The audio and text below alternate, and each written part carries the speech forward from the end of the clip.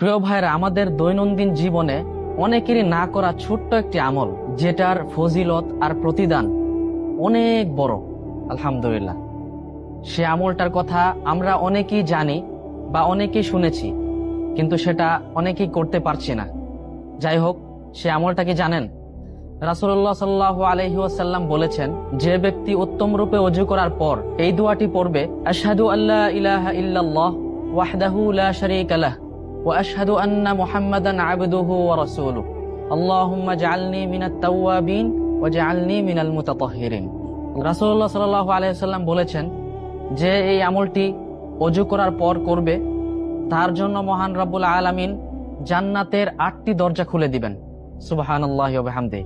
শুধু তাই নয়, এই 8টি দরজার মধ্য থেকে তার যে দরজা দিয়ে প্রবেশ করতে ভালো লাগবে, তার মনে চাইবে, সেই দরজা দিয়ে সে প্রবেশ করতে পারবে। সুবহানাল্লাহি ওয়া বিহামদিহি। আমলটি খুবই সহজ এবং ছোট, চাইলেই আমরা এই আমলটি করে নিতে পারি।